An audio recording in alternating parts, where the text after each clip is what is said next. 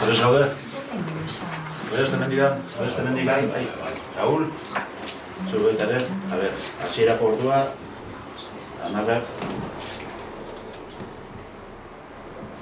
Egun on guztioi, eta ongi etorri legegintzaldi berriko udal batzarratze bilkura honetara, bilkura berezi honetara. Bilkura berezi honen helburua da, besteak beste, maiatzaren 28ko udal hauteskundetatik eta Euren emetzetatik eratorritako hautetsien eta zinegotzien aldarrikapenaren berri ematea. Gero adineko maila eratuko da, eta horren ondoren zinegotziek enkargua eta promesa edo juramentu egingo dabe. Honen ondoren alkatea aukeratuko da, eta amaieran emango da diruzaintzaren aktaren inguruan, eta udal ondarearen aldetik azkenengo 4 urteetan eman diren gertakari garrantzitsu. Orduan lehenengo puntua, hautatutako zinegotzien izendapenaren aktaren berri ematea. Esan dudan moduan, maiatzaren 28an udal hauteskundeak eta foru hauteskundeak egon ziren, eta Gernikako hauteskunde batzordeak akta igorri dau, eta akta honen aspektu nagusien berri emango dut. Hauteskundeen emaitzak hemen Gatikan hauek izan ziren, lehenengo indarra Eusko Alderdi Jeltzalea 429 boto, eta 4 hautetsi, bigarren indarra bai Gatikako talde independentea 287 boto eta 3 hautetsi, hirugarren indarra Euskal Herria Bildu 284 boto eta 2 hautetsi, laugarren indarra Alderdi Sozialista 9 boto, eta bosgarren indarra Alderdi Popularra 2 boto. Hori dela eta Gernikako hauteskunde batzordeak hurrengo pertsona hauen aldarrikapen akta igorri dau.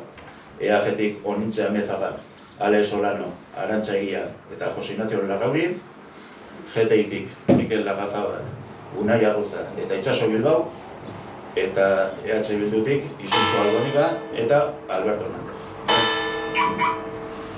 Hau lehenengo puntua.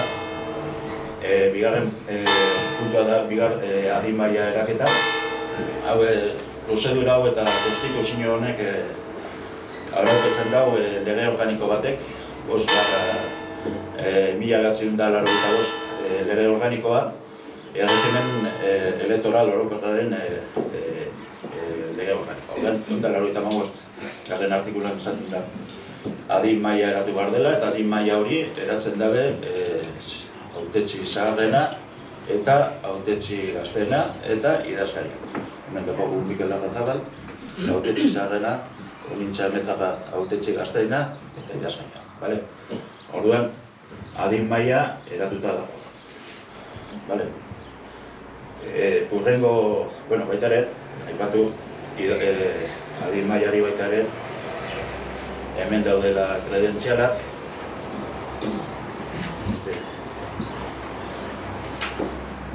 Behatzi hautetxi kredentzialak hemen dugu guz, eta jarduera aitorpenak eta ondasun aitorpenak hemen dauz jasuna. Esan jarduera aitorpen eta ondasun aitorpen hauek publikoak direla, idazkaritzaren bulegoan daude, edonor nahi badu ikusi, hemen dauz. Gehiago eginda, pasako gara, urrengo puntura. Udalaren eraketa. Udalaren eraketak dakar zinegotzei bakoitzak kargu edo juramentua egitea. Horretarako nik 1999ko formula erabiliko dut, eta orduen hauze horrela izango da. Nik galdera ingo dutzuet, eta zuek banan erantzungo dutzuet, orduen. Zin egiten duzue edo hitza ematen duzue zuen kontzientzia eta ohorearen Gatikako udaleko zinegotzi karguko betebeharrak zintzotasunez beteko dituzuela, erregeari leiala izanez, eta konstituzioa gordeko eta gordearaziko duzuela, estatuko arau nagusik izan. Hemendik hasiko, legeak horrela behartuta hitza ematen dut. Legeak horrela behartuta hitza ematen dut. Bai, legeak horrela behartuta itzarra. Legeak horrela behartuta, hitza ematen. Legeak alan aginduta, hitza ematen du. Legeak aginduta hitza ematen du. Bai, legeak aginduta hitza ematen du. Legeak aginduta hitza ematen du. Eta Mikel? Legeak aginduta hitza ematen du. Egin hori egitea, egin hori eginda. Laugarren puntua, alkatea aukeratzea. Bale. Prozedurari dagokienez, lehenengo bozketa batean, 196. artikuluak dinolako gehiengo absolutua da kasu honetan, 5 boto edo gehiago norbaitek lortzen badau, zuzenean lehenengo bozketan alkate izendatuko da, edo bigarren bozketa batean, inork ez baduke gehiengo absolutirik lortuko, alkate izendatuko da hauteskundetan boto gehien eduki duen alderdiaren zerrendatuko da, bale? Bozketari dagokionez. A ber, nik, urrenkera hau jarraituko du, lehenengo Onintzan Bezagaren alde botoak eskatuko ditut, horren ondoren Mikel Larrazabalen alde botoak eskatuko ditut, eta azkenik Izuzkoren alde botoak eskatuko ditut. Orduan, zue, erantzungo duzue, banan, etzen dudanean, esan ni, eta nik apuntatuko dut, bale?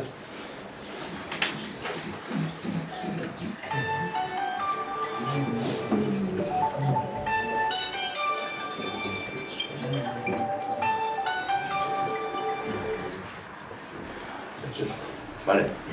A ber, Onintze Amezagaren alde. Aldeko botoak? Bai, Esan. Onintze, bai. Onintze. Besterik? Lau boto. Mikel Larrazabalen alde? Nik bai. Nik bai. Nik bai. Nik bai. Bueno, Izuzkorena, eurate bozkatu daren. Orduan, Mikel Larrazabalek gehiengo absolutoa eduki dugu, 5 botogaz. Beraz, zorionak, Mikel Larrazabaleko alkate berria. Onatzen duzu kargoa. Bai, beste. Juramentua ingo dugu alkatearen kargoa. Bai.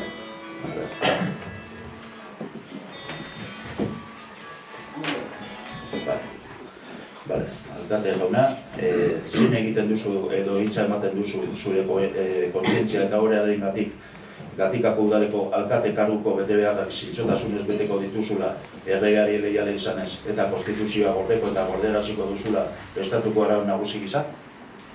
Legea agintzen du. Bai,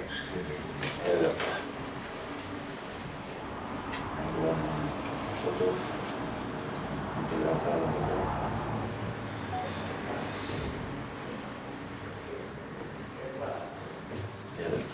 Vale.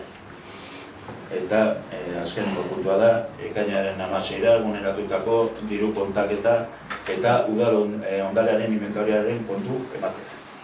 Vale. Daukagu, besteak beste, aipatuko ditut, adibidez.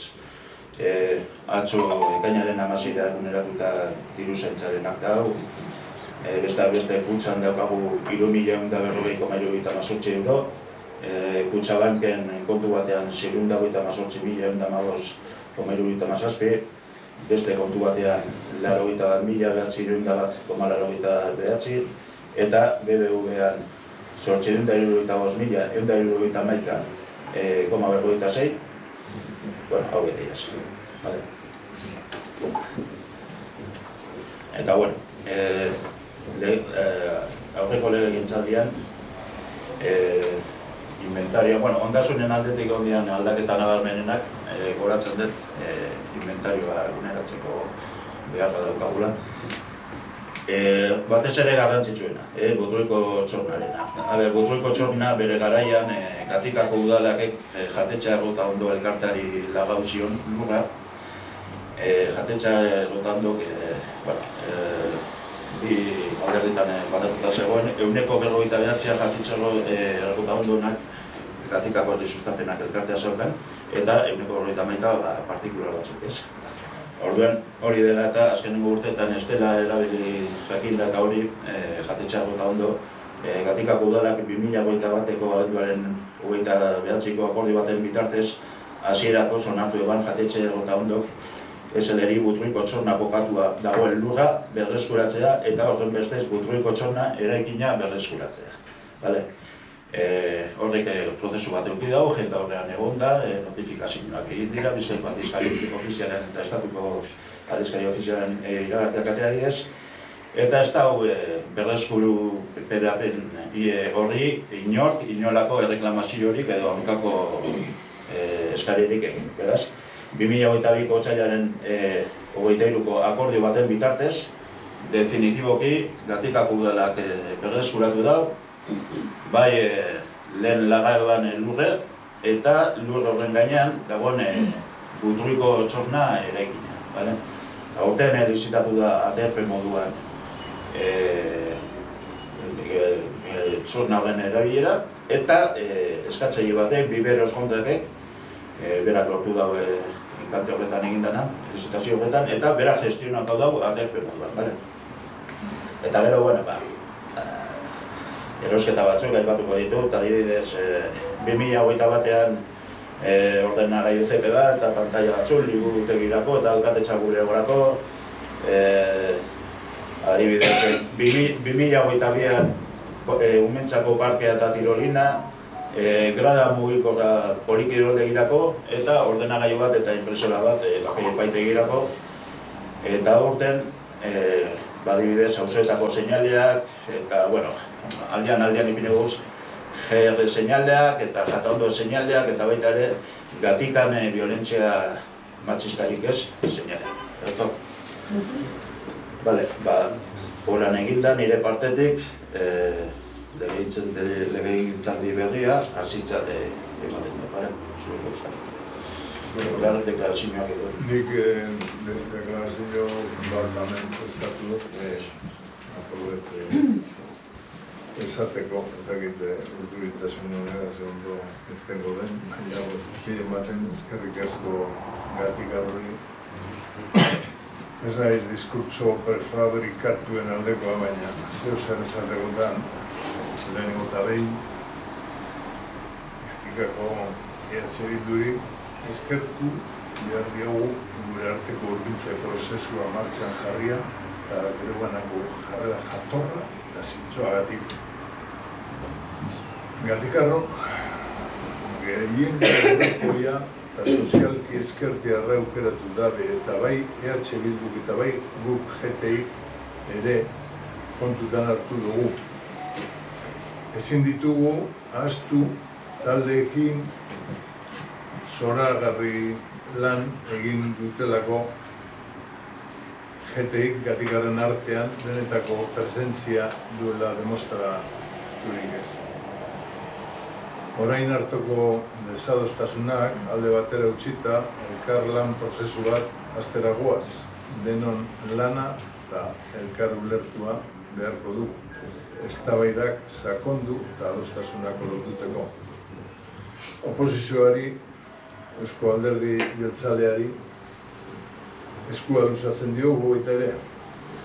Kanpaina gora beratzua hau amaitu da, dena geratzen da parkatuta, ez ahaztuta. Gure ustez, norberen akatsa beste leporatzea ez da joko garbia, edozein kasutan aurrera goaz. Atzera begiratzerik ez dago. Gaurtik aurrera, akatsa konpontzen eta erabaki barriak gauzatzen, baditugu nahiko lan. Gure talde desberdinen arteko lana bateratu emaitzak herriari eskaini ahal izateko. Hori bai, humiltasunez eta eguneroko dedikazio osoz. Gure apostu bakarra, dudarik gabe, udal gobernu aurrekoia eta sozialki eskertiarra gauzatzea izango da. Gatikar guztien mesedetarako. Gora Gatikar! Gora!